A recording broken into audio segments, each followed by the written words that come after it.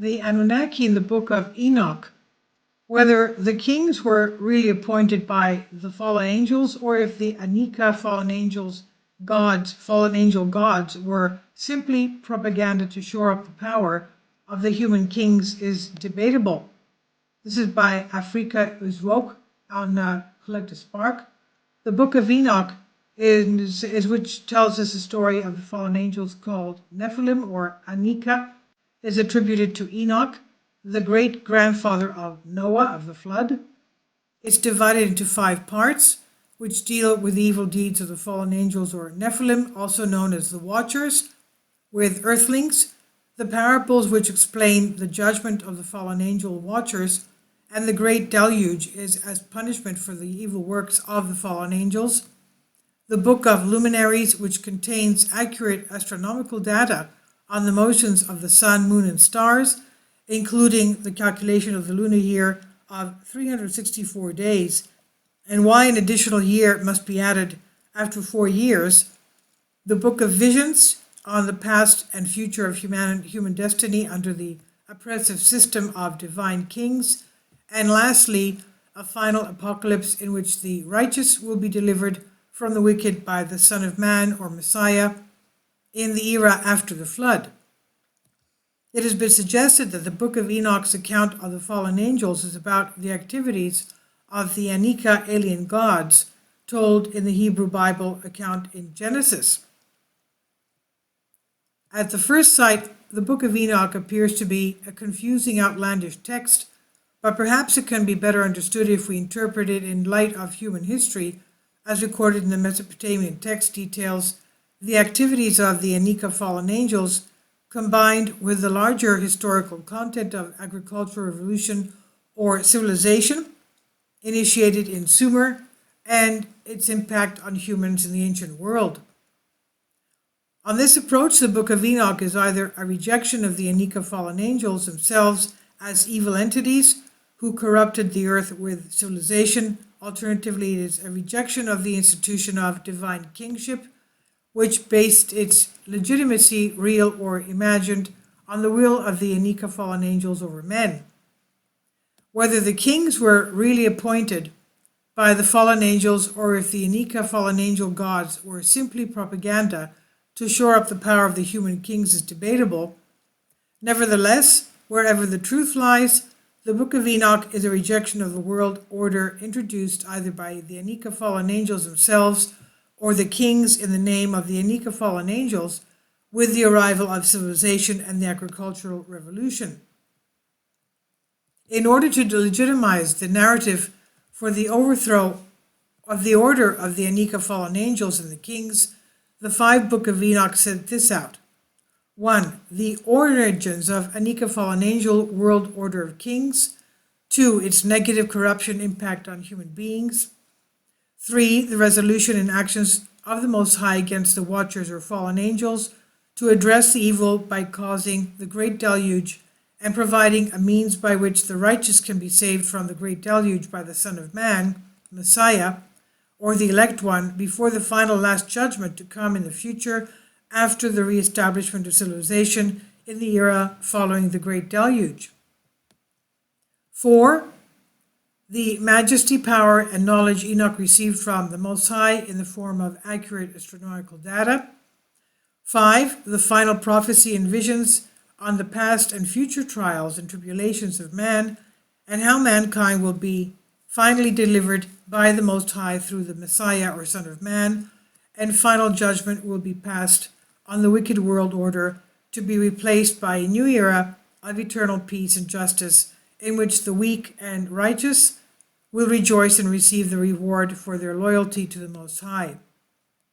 From this perspective, the Book of Enoch can possibly be interpreted as a radical revolutionary anarchist text proposing a new world order that will be more peaceful and satisfying than that of the Anika fallen angels.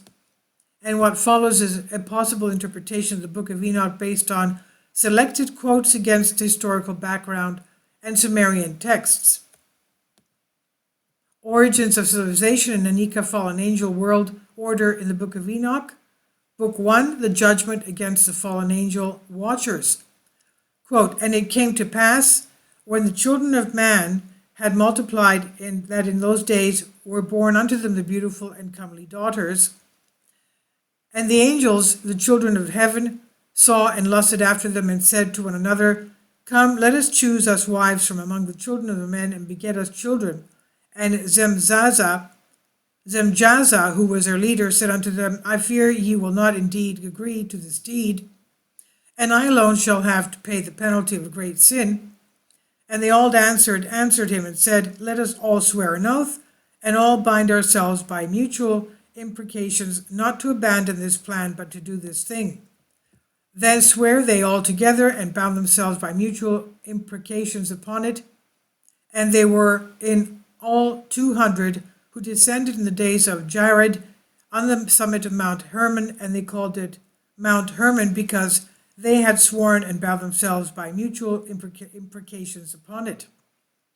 And these are the names of the leaders: Shamaizas, their leader; Arkiba, Ramiel, Kokabiel, Tamiel, Ramiel, Daniel, Ezekiel, Barakel, Asael, Armaros, Batarel, Ananel, Zakiel, Samsapel, Satarel, Turel, Jomjael, Sariel. These are their chiefs of tens. And all the others together with them took unto themselves wives, and each chose for himself one, and they began to go in and unto them, and to defile themselves with them. And they taught them charms and enchantments, and the cutting of roots, and made them acquainted with plants. And they became pregnant, and they bare great giants, whose height was 3,000 ells, who consumed all the acquisitions of men. And when men could no longer sustain them, the giants turned against them and devoured mankind. And they began to sin against birds, beasts, reptiles, fish, and to devour one another's flesh and drink the blood. Then the earth laid accusation against the lawless ones. And Azazel taught men to make swords and knives and shields and breastplates, and made known to them the metals of earth, and the art of working them, and the bracelets and ornaments, and the use of antimony, and the beautifying of the eyelids, and all kinds of costly stones, and all coloring tinctures. And there arose much godlessness, and they committed fornication, and they were led astray and became corrupt in all their ways.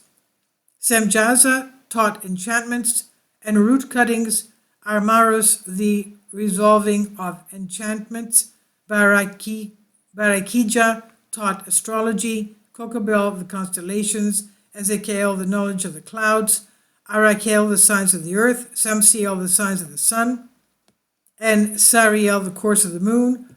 And as men perished, they cried, and the cry went up to heaven. End quote. It is clear from the Book of Watchers that Enoch contributes civilization and his corrupting influence to the fallen angels who came down from heaven and bore children with the daughters of men, hence the Nephilim. According to Enoch, the era of the fallen Nephilim angels was the beginning of culture as we know it today, from the magic arts, cosmetics, writing, kingship, and war. This is against the teachings of the ancient Sumerian texts like Babylon's Enuma Elish and the Epic of Gilgamesh, which portray the arts of civilization as benevolent gifts from the Anika, the fallen angels who came from heaven to earth. It can therefore be concluded that the Book of Watchers is a condemnation of the Anika project of civilization on earth, which Enoch views as a sinister project of wayward, fallen angel spiritual entities, unsanctioned by the Most High, and the coming judgment of the fallen angels and the wicked kings, as well as the redemption of the righteous by the Son of Man. Book of Enoch 2, the parables of Enoch. Quote, And he, the angel, came to me and greeted me with his voice and said unto me, This is the Son of Man, who born unto righteousness, and righteousness abides over him, and the righteousness of the head of days forsakes him not. And he said unto me, He proclaims unto thee peace in the name of the world to come, for from hence has proceeded peace since the creation of the world, and so shall it be unto thee forever and forever and ever. And all shall walk in his ways, since righteousness never forsaketh him. With him will be their dwelling places, and with him their heritage, and they shall not be separated from him forever and ever and ever. And there shall be length of days with the Son of Man, and the righteous shall have peace, and the upright way in the name of the Lord of spirits forever and ever." End quote. In the second book, Enoch explains the destruction of the earth in the great deluge as a judgment against the order of the fallen angels, Anika watchers, and kings. The weak and righteous are saved by the Son of Man to live in a special place in heaven in the presence of the Most High and the Son of Man, whilst the wicked fallen angels and their kings are banished to an eternal place of torment. The secrets of the universe and the power of the Most High. Book 3 of Enoch, the Book of Luminaries. In the Book of Luminaries, the angel Uriel reveals the science of celestial motions to Enoch in order to demonstrate the power and knowledge of the Most High. To Enoch, this is a sign that his message is truly inspired by the Most High. Otherwise, who else could make and show him these awesome secrets beyond ordinary human comprehension? Visions of the past and future destiny of man, Book 4 of Enoch, Book of Visions. Book 4, Enoch outlines the history and future of mankind from the Great Deluge and re-establishment of civilization, and the corruption that will follow, once again necessitating the need for a final deliverance by the Son of Man.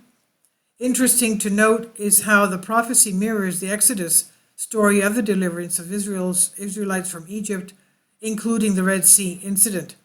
In Enoch, however, this deliverance is not reserved for a specific tribe or nation called Israel, but is for all mankind suffering under the yoke of the Anika fallen angels, world order of kings. Book 5 of Enoch, the final apocalypse. The Messiah, or Son of Man, appears once again during the post-flood corruption civilization to execute a final judgment on the wicked and deliver the righteous who will reside in eternal bliss in the presence of Son of Man, the Most High. Conclusion: agriculture introduced an oppressive system of population management and control for the extraction of agricultural surplus in the form of taxes by the ruling elites, kings, leading to undesirable social conditions and the rise of inequality amongst people in the ancient world. This may ultimately explain why the Book of Enoch was written and addressed to the weak and vulnerable lower classes in this social order who felt no respite against the relentless and cruel power of the Anika, fallen angel appointed kings. It also has been proposed that the visions of Enoch were in fact the result of repeated alien abductions, which could explain the fantastical nature of the visions delivered by means of a hologram using symbolism a human being could understand. In that case, the Book of Enoch may possibly be a message to mankind from a higher order entity than the Nephilim fallen angels. The ideas of Enoch have infiltrated the Torah and biblical literature, with echoes of Enoch being found in the Old and New Testament right up to the Book of Revelation. The featured homepage documentary, excellent video. And this is on Collective Spark by Anika Woke. Guest post. Please leave your comments and thank you for your support. Kindly support my Patreon account. The daily posts are 5 videos daily, and they are totally different from what I have on my YouTube channel. Thank you so much for your support and that you find all my content so interesting. You'll find the Patreon account details in the description box below.